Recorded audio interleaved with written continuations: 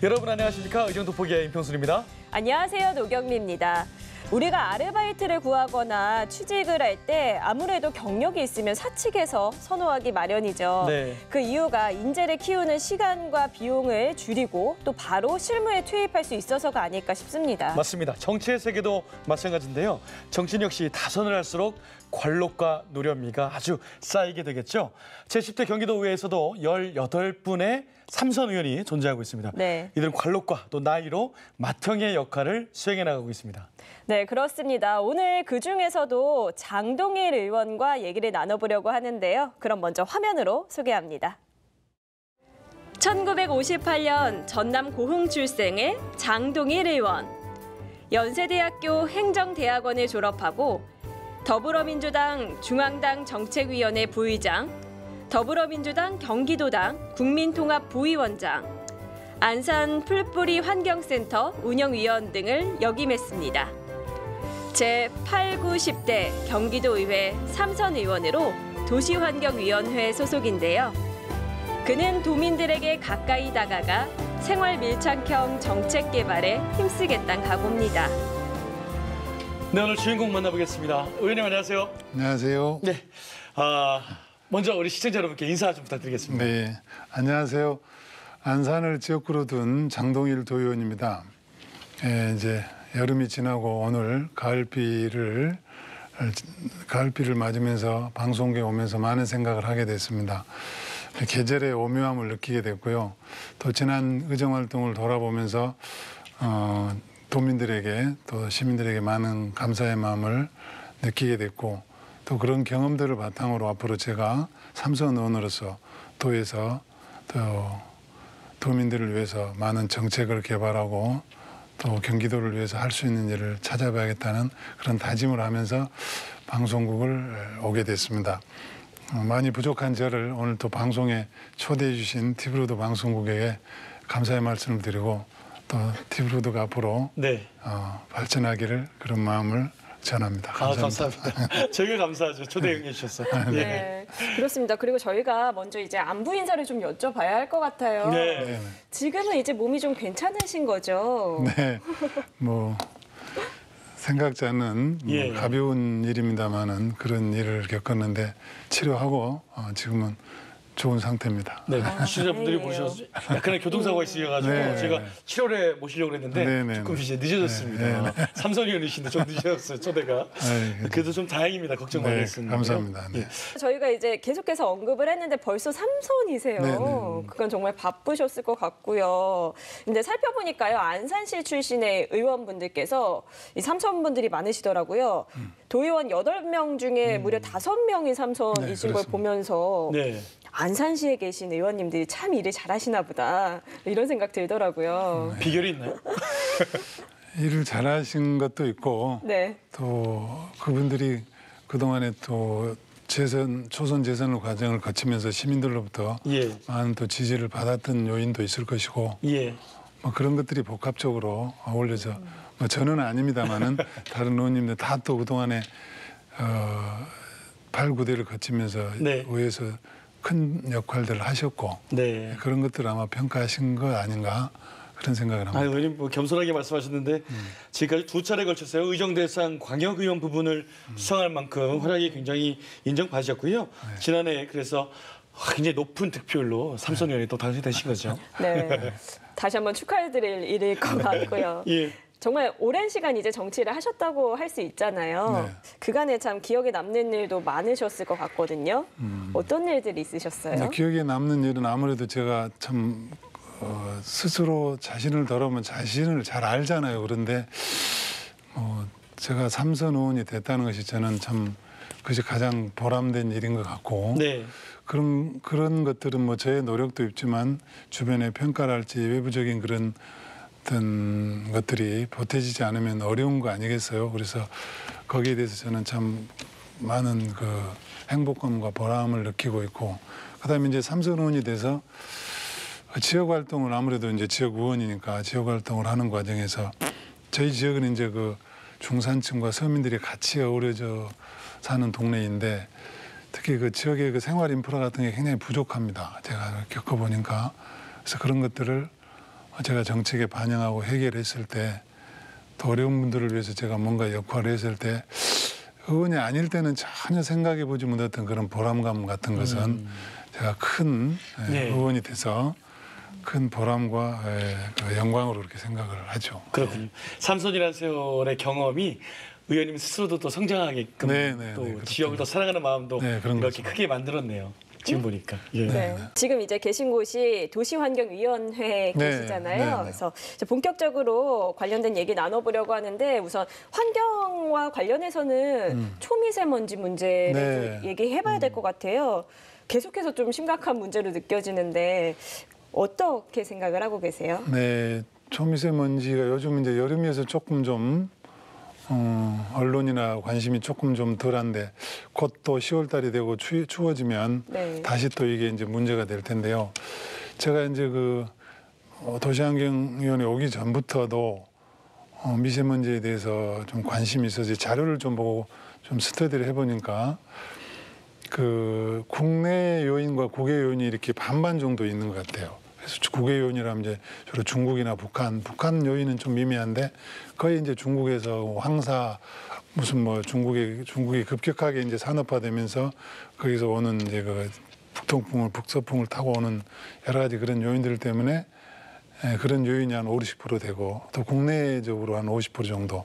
근데 이제 국외 중국 요인은 저희들이 어떻게 할 수가 없고 중앙정부 차원에서 국가 간에 네. 뭐 이렇게 방안을 찾아서 해결하는 방법밖에 없을 것이고 이제 저희 국내적으로는 우리 경기도 자체적으로 할 수 있는 미세먼지를 저감할 수 있는 방법이 없을까 이렇게 고민해 본 결과 예. 지금 이제 저희들은 그 쉽게 생각하는데 주로 가장 큰 요인이 이제 그 경유차, 네. 경유차 운행으로 오는 그것도 2005년 이전에 그 노후 경유차라고 하죠. 전국적으로 한 270만 대 정도가 운영이 되는데 경기도만 하더라도 수십만 대가 지금 운영이 되는데 거기서 배출하는 미세먼지가 한 25% 정도 되더라고요. 아, 네. 굉장히 저도 그 수치를 보고 깜짝 놀랐습니다. 그리고 이제 뭐 산업 현장에서 일어나는 그다음에 각 그 가정에서도 뭐 재활용하지 않아서 또는 이제 화력 발전에서 하는 여러 가지 요인들 때문에 그렇게 이제 미세먼지가 구성이 돼 있는데 그러면 이제 저감을 좀 해야 되는데 미세먼지 근데 참 이게 대책이 그렇게 쉽지가 않아요. 우선 스스로 좀 뭐 자체적으로 뭐 10부제 운행을 한달지 차량 아니면 뭐 재활용을 가정에서 한달지 또 지자체별로 뭐 나무 같은 걸 식재해서 공원을 많이 꾸며준다거나 하는 그런 것들이 이제 방안이 될 텐데 예. 그런 것들 앞으로 제가 이제 도시환경에 있는 동안에는 정책적으로 좀 건의도 하고 네. 뭐 조례를 좀 만든다거나 뭐 여러 가지 방안을 좀 생각을 해보고 있습니다. 네. 또 이 문제도 한번 지적을 하셨어요. 지자체마다 다른 수도 요금에 대해서 말씀을 하셨는데 그 유사한 공공자원의 전기는 전기 요금이 다 같잖아요. 그런데 수도 요금은 지역별로 이렇게 편차가 있더라고요. 저도 네, 잘 몰랐는데 네. 왜 그런 거예요? 이제 전기 요금은 이제 한전에서 예. 국가가 일괄적으로 관리하기 때문에 똑같죠. 예. 물론 산업용, 가정용 뭐 조금 예, 이제 그렇죠. 다르게 적용은 합니다만은 근데 수도 요금은 조금 이제 체계가 다릅니다. 그건 지자체별로 시군 조례로 수도 요금을 정하게 돼 있어요. 아, 예. 그래서 예를 들어서 수원시 같으면 수원시 의회에서 네네. 뭐 얼마로 정한다면 뭐 그렇게 요금이 확정되는 것이고 또 안산이나 아니면 또 뭐 다른 경기도의 각 자치단체별로 다르게 책정하게 돼 있습니다. 예. 그래서 같을 수가 없어요. 아. 일괄적으로 같을 수가 없기 때문에 조금 낮은 수도요금이 낮은 지역도 있고 조금 뭐 좀 높은 지역도 있고 한데 그것은 이제 뭐 경기도에서 좀 높은 수도요금을 책정하고 있는 곳은 행정지도를 통해서 아니면 보조금을 통해서 어떻게 조금 뭐 조정할 수 있는 방안은 있을지 모르겠지만 현재 체계는 그렇게 돼 있습니다. 그렇군요. 이 말씀을 들어보니까 저도 사실 몰랐거든요. 네. 요금을 좀 확인을 해봐야 할 것 같은데 다른 물을 먹고 있는 거예요? 네. 그러니까 근데 좀 억울하잖아요. 이 물을 안 쓸 수도 없고. 네. 좀 하루빨리 개선돼야 될 것 같은데 어떤 방안이 있을까요? 그것은 이제 시군 아까 말씀처럼 시군 행정에 속하는 것이기 때문에 저희 이제 광역자치단체에서 뭐 어떻게 할 수 있는 방안은 아닌 것 같고 아마 이제 뭐 한번 저도 그 부분에 대해서 네. 기왕에 뭐 저희 상임이니까 한번 좀 챙겨보고 네. 대안을 한번 찾아보도록 그렇게 했습니다. 근데 현재 체계는 그렇게 돼 있기 때문에 여기서 즉답으로 뭘 어떻게 방안이라고는 할 수는 없을 것 같아요. 불법 폐기물에 대한 질문도 있습니다. 현재 경기도에 있는 불법 폐기물이 무려 65만 톤에 이른다는 이 데이터가 나와 있는데 어마어마한 양입니다. 처리 비용은 도민의 혈세로 이렇게 좀 처리하고 있는데 행위자에 대한 적발이나 처벌은 굉장히 어렵잖아요, 현재. 어떻습니까? 그 불법 폐기물 문제로 정부까지 나서서 작년에 그 총리께서도 이제 뭐 언제까지 시한을 두고 처리를 해라 이런 말씀도 계셨는데 네. 지금 전국적으로는 한 130만 톤 정도, 130만 톤. 경기도에는 한 6, 70만 톤 정도가 지금 방치 폐기물이 지금 불법으로 그렇게 방치돼 있다고 하는데 네. 이것은 드러난 수치고 네. 그러지 않은 것 같이 합하면은 조금 수치가 더 올라갈 겁니다. 그런데 예. 이걸 이제 요인은 어떤 요인 때문에 이렇게 됐냐고 하면 이제 소각 시설이 태부족입니다. 폐기물이 나오면 그걸 소각을 해야 되잖아요. 예. 가장 좋은 방법은 폐기물로 소각하는 것인데 그다음에 매립, 소각 이런 두 가지 종류가 있는데 그다음에 매립장과 소각장이 동시에 다 부족한 거예요. 그냥 갈 곳이 없죠. 네. 그러니까 이제 업자들이나 발생하는 폐기물을 그냥 뭐 어떻게 처리하겠다고 받아놓고 처리할 수 없으니까 그냥 도망가버리 방치해두고 그냥 가버린다거나 예. 그러면 이제 그 사람들은 가버리기 때문에 행정 대집행을 해야 되거든요. 네. 주로 이제 화성시나 평택시 같은데 사례인데요. 방치 폐기물을 처리하려면 중앙정부 보조금을 받거나 시 예산을 통해서 행정 대집행을 하고 예. 그런 다음에 이제 구상권을 청구해야 되는데 찾을 길이 없어요. 그 어디다 두고 그 찾을 길이 없고 찾아서 이제 또 이렇게 뭐 형사처벌하고 그래야 되는데 굉장히 그것이 어려움이 많은 것 같아요. 예. 저도 이제 그 문제에 대해서 공무원들하고 한번 논의를 해봤는데 네. 그런 어려움이 있더라고요. 그래서 가장 이게 이제 처리를 대안으로는 우선 시민 의식이 가장 중요한 것이고 그다음에 소각 시설과 매립 시설이 하루빨리 지금 민간에게 다 지금 그런 시설들을 위탁을 해놨거든요. 예. 그러니까 민간들이 하고 지자체나 광역 단위에서는 거의 손을 쓰고 있잖아요. 원래 이제 님비 현상이 심해서 소각로나 매립장을 지으려고 해도 그렇겠네요. 시간이 오래 걸리고 예. 시민들이 반대가 심해서 예. 그러다 보니까 이제 민간에 다 위임을 하다 보니까 민간은 더 어렵죠. 그래서 이런 현상들이 발생하고 있는데 아마 이제 광역도나 시에서도 이걸 이제 알고 있는 것 같아요. 그래서 이것은 아마 방안을 찾겠다고 아마 이렇게 생각을 하고 있는 것 같습니다. 아유, 그것도 굉장히 어려운 문제네요. 어렵습니다. 이게 사실은 쉬운 문제가 아닙니다. 지역 주민들 의견도 있을 거고요. 네. 제가 네. 예전에 불법 폐기물 현장 촬영을 간 적이 있었는데요. 네. 실제로 가면요 악취도 정말 네, 네. 심하고 그리고 또 생활용수 부근에 있어서 식수 위협도 그렇죠. 많이 받더라고요. 정말 그 건강을 해치는 그런 중요한 현안인 만큼 네. 꼭 좀 방법이 나왔으면 좋겠습니다. 네, 그래야 될 것 같습니다. 뭐 침출수로 인해서 뭐 식수도 오염되고 여러 가지 뭐 오염원이 되기 때문에 이것은 빨리 좀 해결이 돼야 될 것으로 저도 그렇게 알겠습니다. 생각합니다. 쉽진 않지만 그래도 도의회와 집행부의 더 강력한 의지가 네. 필요해 보이는 건 확실하네요. 네, 그렇습니다. 네. 자, 그럼 계속해서 저희 상임위 특성상 도시재생사업 이야기를 좀 해봐야 할 것 같습니다. 경기도의 도시재생 정책은 지금 어떻게 진행이 되고 있을까요? 네, 몇 군데 지금 뭐 지정이 돼서 진행을 하는 것으로 알고 있는데요. 저희 뭐 안산 경우도 한 군데 지정이 돼서 하고 있는데 이제 도시재생의 가장 큰 문제는 이제 재개발하고 또 재건축과는 다른 개념이잖아요. 그런데 아직 이제 시작한 도시재생이라는 게 우리나라에 두루 이렇게 사업을 시행한 지 그렇게 많이 오래되지 않았습니다. 그래서 네.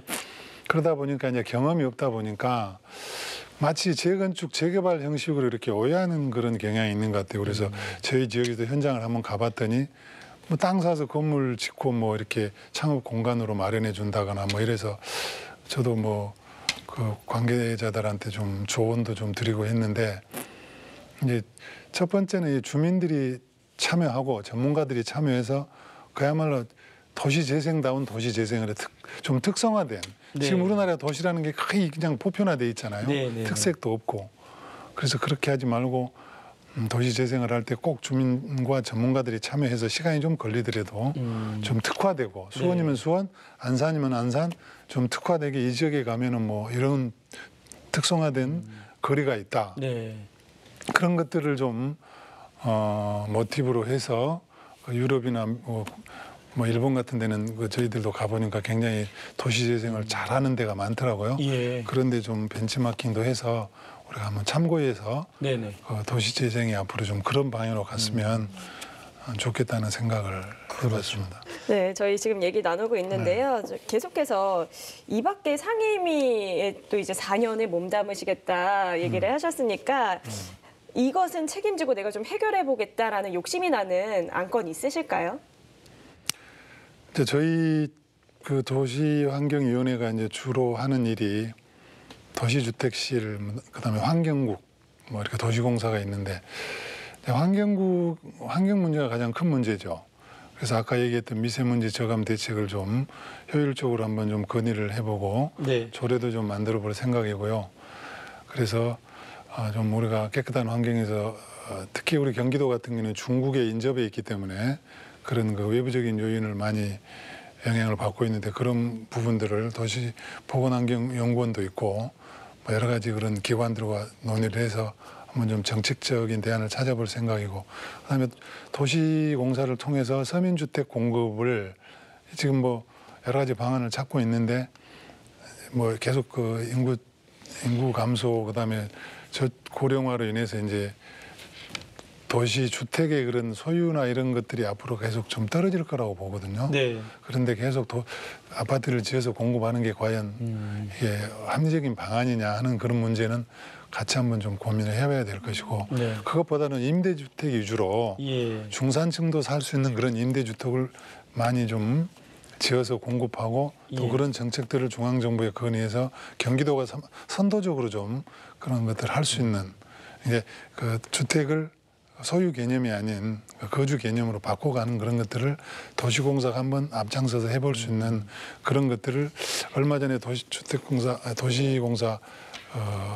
책임자들하고 그런 얘기를 좀 나눠면 상당히 많은 공감을 했어요. 예. 그래서 그런 방안들은 제가 앞으로 상임위 활동하면서 꼭 좀 챙겨보고 네. 좀 정책적으로 대안을 내볼 생각입니다. 거주의 문제까지 서민들이 정말 편안하게 좀 살 수 있는 네. 네. 그런 시대가 오겠죠. 그렇게 우리 생각합니다. 생각들이 또, 예, 알겠습니다. 자, 지역구인 안산으로 주제를 한번 넘어보도록 네, 하겠습니다. 국내 최대 산업단지인 반월 시화공단이 있는 안산. 그런데 이 공단이 요즘 시름에 좀 깊이 잠겼다고 그래요. 장기화된 경기 불황 또 요즘도 굉장히 상황이 좋지 않다고 들었습니다. 네, 그래요. 제가 그래서 얼마 전에 저도 안산을 사실 가봤었는데 네. 그쪽 가면은 아무래도 큰 공장 소리라든가 그렇죠. 바삐 돌아가는 그런 분위기를 저는 좀 기대를 했거든요. 네네. 근데 의외로 임대 현수막도 좀 쉽게 볼 수 있고 좀 한산하더라고요. 우리 앵커께서 뭐 제대로 보셨는데요. 지금 안산 반월공단 같은 경우는 12,000개 정도 사업장에 한 17만 명 정도가 고용을 하고 있는데 예. 가동률은 제가 최근에 자료를 체크를 해보니까 한 74% 정도 네. 조금 올랐어요. 네. 근데 생산액과 그 고용률은 오히려 떨어졌어요.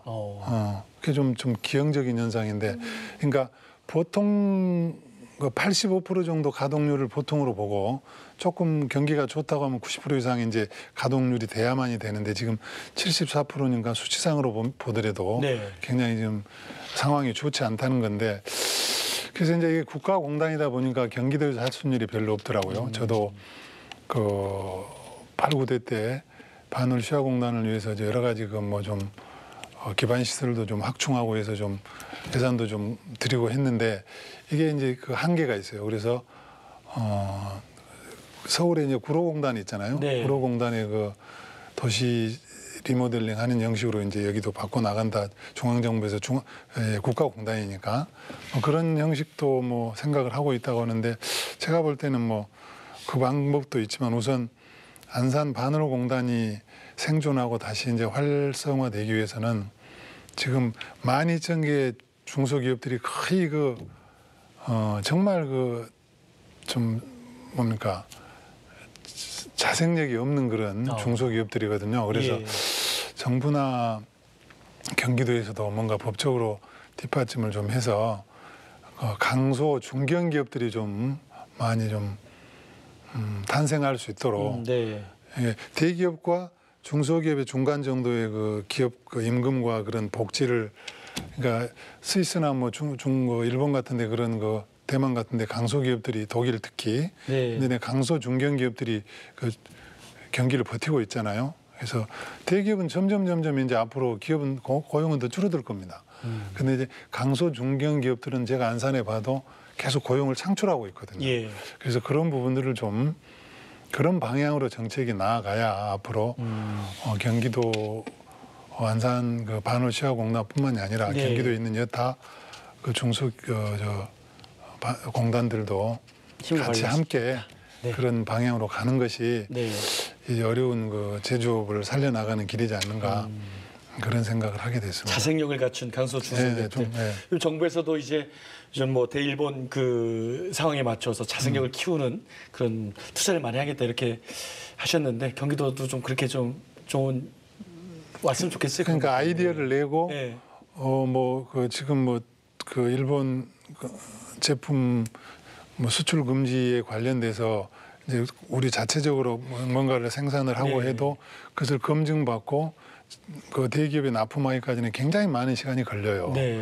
그러니까 중소기업들은 인력도 자금 면이나 인력 면에서 그것이 안 되니까 포기해버리고 그러다 보니까 대기업에서는 그걸 납품받으려면 시간이 걸리니까 쉽게 외국에서 그냥 수입하는 게 나으니까 예. 이런 악순환이 계속되어 왔는데 앞으로는 이제 서로 상생 구조를 좀 만들어서 대기업이 좀 지원을 하고 정부도 예. 지원을 해서 예. 그런 것들을 좀 그런 제품들을 만들어낼 수 있는 그런 시스템으로 가야 뭐 반올 공단도 살고 네. 또 우리 뭐 고용도 창출하고 뭐 경기도 활성화되는 그런 구조로 가지 않을까 이제 그렇게 생각합니다. 알겠습니다. 뭐 교과서적인 얘기지만 이제 위기가 큰 기회다. 예, 그럴 수 이거를 있습니다. 좀 머릿속에 좀 잘 새기고 그래요. 정책도 펼쳐 나가주시면 감사하겠습니다. 많은 얘기 나눴네요. 네, 오늘 또 이렇게 얘기 나누다 보니까 네. 저희가 시간이 이제 거의 마무리할 시간이 돼서요. 네.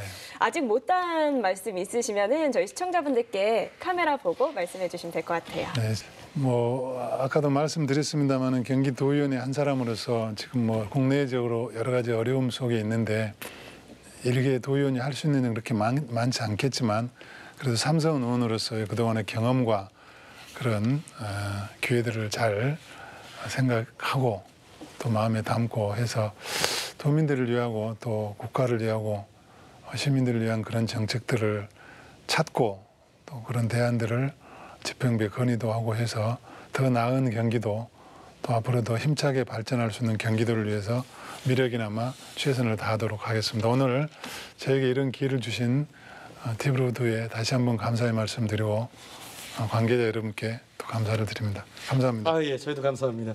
삼선인으로서도 선배님으로서 네. 멋지게 또 제10대 경기도에 잘 이끌어 가시길 응원하고요. 네, 네. 오늘 말씀 고맙습니다. 감사합니다. 네, 고맙습니다. 감사합니다.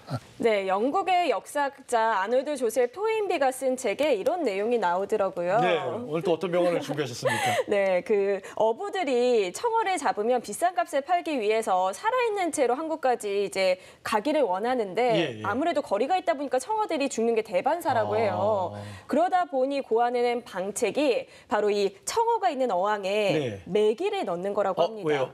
아무래도 이 메기를 견제하고 긴장하기 때문에 더 오래 살 수 있다고 하네요. 그런 스토리가 있어요. 네. 그러고 보니까 오늘 초대에 응해주신 우리 장동일 의원님께서 삼선이시잖아요.